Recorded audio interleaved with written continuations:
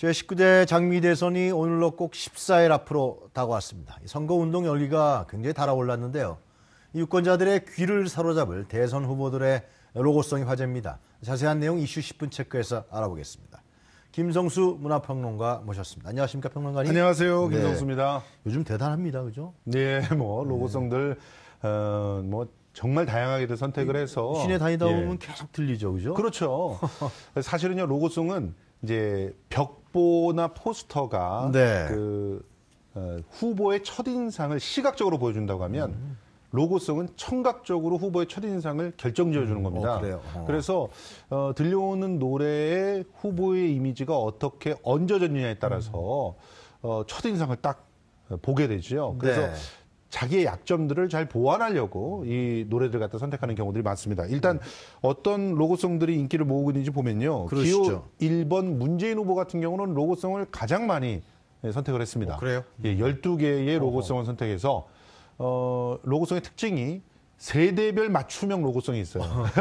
그래서 10대, 20대한테는 뭐 내꺼 하자라든가 인피니티의 노래, 아니면 뭐 또 치얼업 같은 노래, 트와이스 네. 노래, 이런 노래를 갖다가 배치를 했고, 네. 그리고 부산에 가면은 부산갈매기, 네. 또 호남에 오면은 또 남행열차, 이렇게 그래요? 하면서 공략을 합니다. 네. 그리고 또 뭐 지금 엄지척 같은 노래는 전 연령층에 다 어필을 할 수 있는 그런 노래로서 부각을 하고 있고요. 엄지척은 많이 유세 때 많이 쓰는 거 같아요. 많이 쓰고 있습니다. 예. 일단 엄지척 하는 순간 기호가 인식이 돼버리니까 굉장히 잘 만든 로고송이라고 볼 수 있고요. 네. 그리고 또 뭐 영원한 친구라든가 페스티벌이라든가 이런 것들, 각기 뭐 페스티벌 같은 경우는 90년대 세대들을 네.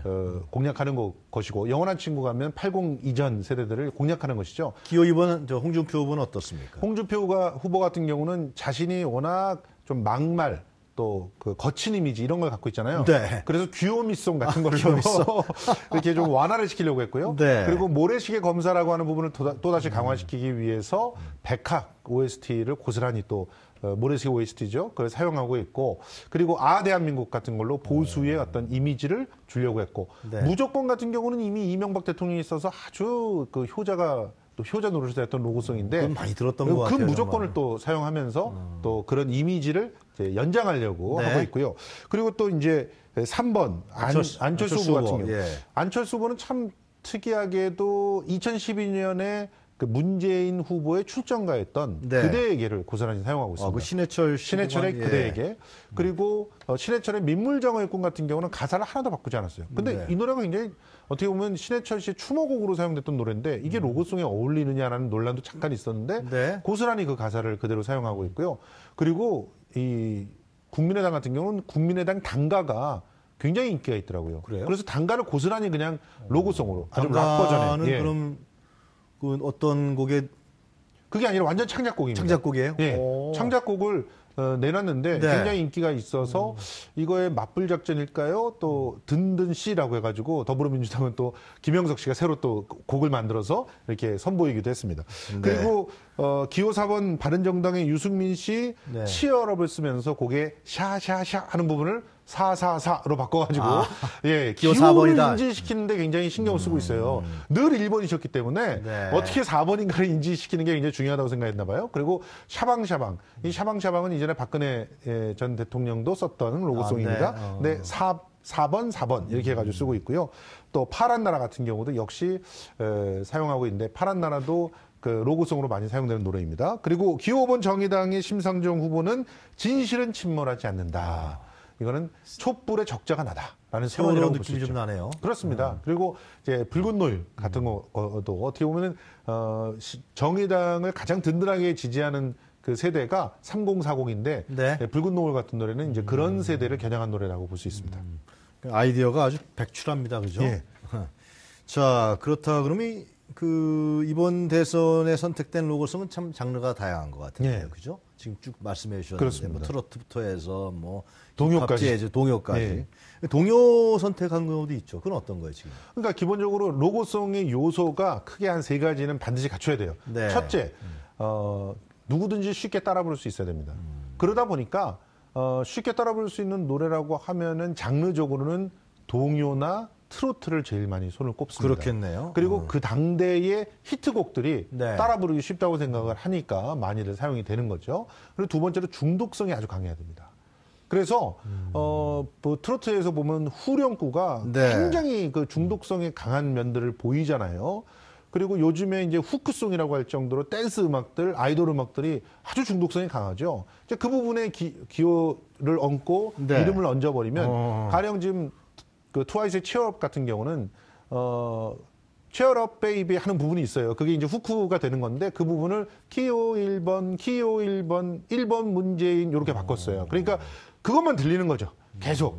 그리고 이전에 이제 이명박 대통령 같은 경우도 로쿠꺼라고 하는 노래가 네. 로쿠꺼가 막 한 30몇 번 반복이 되는데 거기다 이명박 이름을 갖다 집어넣어서 다른 거 없어요. 정책도 없고 그냥 이명박이라는 이름만 계속 반복되게 했는데 이게 중독이 돼요. 중독성이 가장 강력한 요소 중에 하나고 세 번째가 가사가 잘 전달이 돼야 됩니다. 가사가 너무 빠르거나 하면 전달하기가 굉장히 어렵죠. 그래서 이번에 치어럽이 상당히 사랑을 받고 있지만 네. 연령대가 좀 높으신 분들은 치어럽 노래가 나올 때 거기에 들어가 있는 가사들을 잘 이해를 하지 못하고 계세요. 그래서 그분들한테는 부산 갈매기 정도의 템포, 그 정도의 가사가 참 엄지척 정도가 딱 어울리는 기호 그런 3번 상황입니다. 안철수 후보 같은 경우는 신해철 씨의 곡을 이제 로고송으로 했잖아요. 예. 그 유족들이 그것을 상당히 선물했다 뭐 그런 얘기도 있는 것 같더라고요. 그렇습니다. 네. 이 그 로고송으로 사용되는 노래에 또 다른 덕목이 있다면 그러니까 네. 세 가지 기본 조건을 갖춰야 되고 네 번째 조건 중에서 하나 괜찮은 조건이 있다면 노래 자체가 자기 스토리를 갖고 있어야 돼요.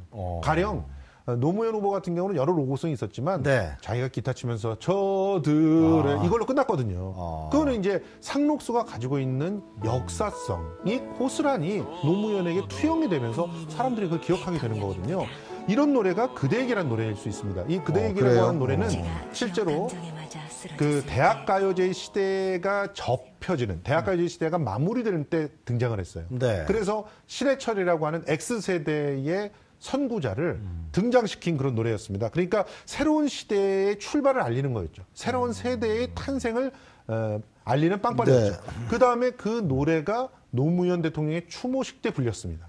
그렇습니까? 그러면서 신해철 씨가 뭐라고 얘기했냐면 나는 이 노래를 참 너무 자주 불렀는데 이 노래가 어떤 의미를 갖고 있는지도 모르고 불렀다. 그런데 오늘 정말 이 노래를 주고 싶은 사람이 있어서 부른다라고 하면서 노무현을 연상시키는 곡이 됐고. 네. 그래서 그거를 2012년에 문재인 후보가 출정가로 썼어요. 그래요? 그때 이제 최초로 허락을 해줬어요. 원래 신해철 씨는 이 자기 노래를 로고송을 네. 잘 허락을 안 해줍니다.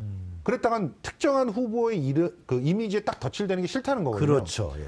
그런데 이제 반대의 선택을 하는 사람들도 있는데 박현민 씨 같은 경우는 원하는 사람 다 줬어요. 그래서 자기 노래를 누구든 다 쓸 수 있게 하니까 오히려 탈정치가 되는 거죠. 네. 그런데 어느 쪽으로든 선택을 하는데 이제 신해철은 탈정치를 자기의 노래를 안 주는 걸로 선택을 했었는데 문재인 후보한테 줬거든요. 네. 그래서 이제 근데 이번엔 안철수 후보한테 갔잖아요. 그 이유가 실제로 이제 민주당이 이 신해철 씨가 죽고 나서 억울한 네. 죽음을 당했는데 의료법을 개정하는데 다 같이 앞장을 섰는데 네. 근데 사실은 좀 더 신경을 많이 썼던 게 국민의당이었다고 보는 겁니다. 그래서 이 그 신해철 씨의 부인께서 윤원은 씨인데 이분이 직접 허락을 했어요. 그래서 민물장애권까지 쓸 수 있었던 거고요. 네. 자 이렇게 신해철 유가족의 어떤 그야말로 그들의 허락들 하에서 그 네. 이미지를 고스란히 사용하게 된 것이 과연 득이 될지 독이 될지는 선거가 끝나고 봐야 알게 될 것 같습니다. 네, 그렇군요.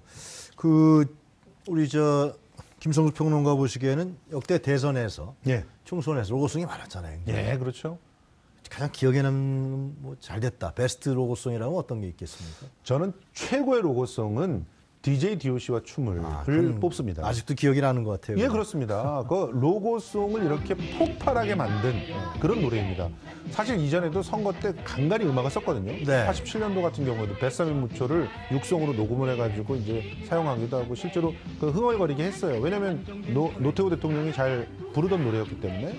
그런데 97년도에는 아예 그냥 그 DJ DOC와의 춤을 음악으로 전폭적으로 밀면서 이제 동영상 TV 광고를 만들었는데 이때 뭐 나이 들었다, 뭐 기력이 없다, 뭐 세대와 소통을 잘 못한다 이런 식의 일종의 마타도 같이 공격을 받던 김대중 후보가 네. 당시 후보가 DJ DOC와 함께 어우러져서 춤을 추고 국민들과 함께 이렇게 활짝 웃는 모습이 네. 이전까지 갖고 있던 투사의 이미지 이런 걸 싹 일거에 해소해 줬기 때문에 가장 활용도가 높았던 그런 로고송으로 꼽고요. 네. 그 외에 뭐 이정현의 바꿔 같은 노래도 상당히 인기 있는 그런 노래로 네. 생각이 됩니다. 그렇다 그러면 그 최악의 로고송도 한번 좀 소개해 주시죠. 최악의 로고송은 제가 선정을 했는데 이건 저 개인의 선택이니까 지나간 거니까. 예. 네. 사실 박근혜 전 대통령의 네. 샤방샤방이라고 하는 노래를 활용한 그런 그래요? 로고송이 있었습니다. 그건 왜 그렇습니까? 이 샤방샤방이라고 하는 노래 가사를 보면 네. 아주 그냥 죽여줘요 하면서 끝나는 가사가 있어요. 네. 근데 이 부분이 자꾸 이제 일부에게는 성적인 어떤 메시지로 들려요. 그런데 이거를 여성 후보가 고스란히 사용을 했어요.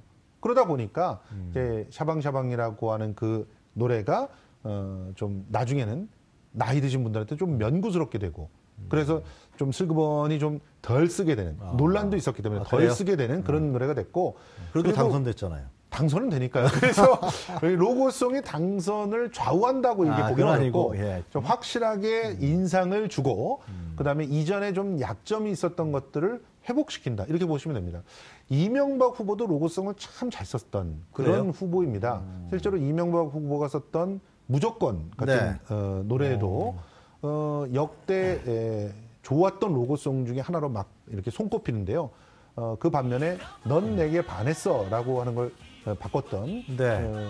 그 노래 또 이런 노래는 이제 사실은 또 안 좋은 로고송으로 인정받고 지금 나오는 로고송이 보면은 오빠만 믿어라고 하는 박현미 씨 노래를 가지고 명박 한번 믿어봐로 고쳐가지고 역시 했는데 저 로고송도 어르신들은 상당히 좋아하는 로고송이었습니다. 네. 그 로고송이 만들어질 때요. 네. 되게 어떻게 선정 과정이 어떻게 됩니까? 아주 이 선정할 때 쉽지 않을 것 같은데 말이죠. 그렇죠. 이제 예. 기본적으로는 각 홍보 전략 통들이 열심히 토론을 합니다. 그래서 우리 후보가 강점이 뭐고 약점이 뭔지를 네. 명확하게 분석을 해요. 그래서 그 강점은 더 키우고 약점은 커버할 수 있는 그런 노래들을 선택을 합니다. 그래서 노래가 딱 선택이 되면 네. 그 노래를 가지고 한국음악저작권협회에 사용 신고를 해서 일정한 금액을 사용료로 대납을 하고 네. 그리고 노래를 만들게 되는데 이럴 때 제일 효과가 좋은 것은 노래를 불렀던 당사자가 직접 개사한 것을 불러주는 거예요. 그래서 박현빈 씨가 그렇게 사랑받았던 거예요. 1000곡이나 돼요. 로고송을 만든 게. 그러니까 똑같은 노래도 148번을 다른 후보한테 줬다고 합니다. 이름만 바꿔서 이름만 바꿔서는 아니고 각 그 후보들이 원하는 그런 걸로 불러준 거죠. 그리고 심지어는 애프터 서비스도 해줘서 이제 노래를 갖다가 그 로고송을 녹음하다가 목이 쉬어서 행사를 못 갈 정도도 있었다라고 우스갯소리를 하는 걸 보면 로고송 가수라고 해도 되겠네. 예, 정말 그 신경을 많이 쓴 거죠. 그런데 박현미 씨는 이 로고송에 자기 노래가 많이 사용이 되면서 네. 덩달아서 자기 브랜드도 올라갔기 때문에 그래요? 서로가 윈윈했다고 볼 수 있는데 자, 이렇게 될 때 저작권료로 대략 한 200만 원 정도를 주고요. 그러면 저작 인격권료라고 한 100만 원 정도를 줍니다. 네. 그리고 제작비로 100만 원 정도 쓰는데 이렇게 노래를 직접 불러주는 박현미 씨 같은 경우가 있으면 이쁘잖아요. 그러니까 돈을 더 주기도 하고요.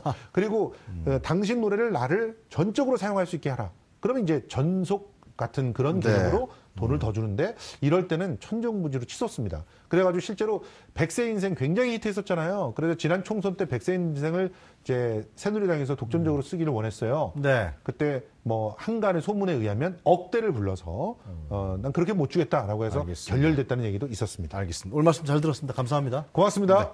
네, 지금까지 김성수 문화평론가였습니다.